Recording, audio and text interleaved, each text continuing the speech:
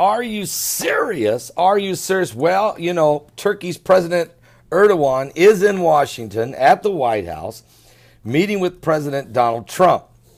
Meanwhile, a brawl broke out in front of the Turkish embassy.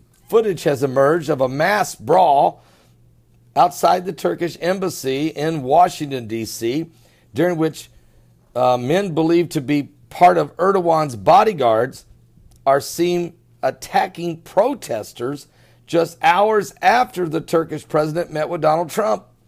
The brawl ensued as Erdogan's security detail and pro-Erdogan supporters confronted Kurdish and Armenian demonstrators.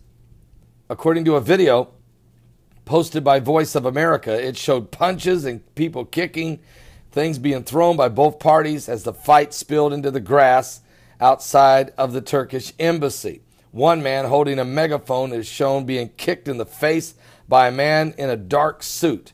U.S. police officers were seen attempting to separate the two parties. Now you have to understand, the Armenians were massacred by the Ottoman Empire.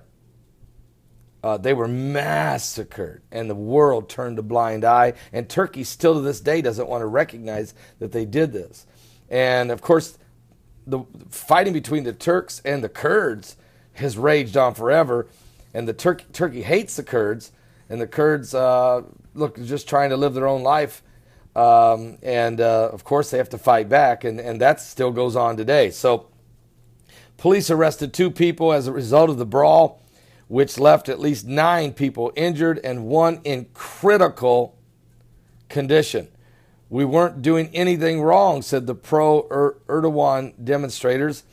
We were just celebrating our president. An anti-Erdogan protester said the supporters of the president suddenly charged at them.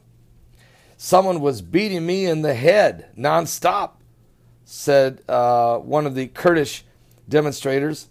And I thought, okay, I'm on the ground already. What is the purpose to beat me?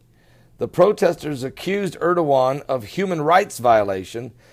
Turkish security forces have carried out several security operations in Turkey. The majority, of course, Kurdish southeastern regions in recent years. And the Kurds claim Turkish forces killed civilians and maintain a siege on the Kurdish areas constantly, trying to prevent them access to food and medical supplies. Turkey accuses much of the Kurdish population of having links to the outlawed Kurdistan, which was waged a decade-long insurgency against Turkey's authorities, with tens of thousands of people killed on both sides. It says that Syria's Kurds are members of the People's Protection Unit, linked to the PKK.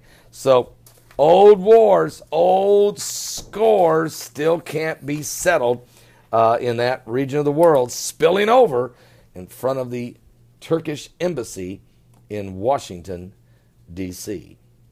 We'll be back with more current world events and how they relate to biblical prophecy. We're living in the last days. There will be, because iniquity abounds, the love of many will wax cold. That's what Jesus said would be one of the signs in Matthew 24, one of the signs of the end times. Are you saved?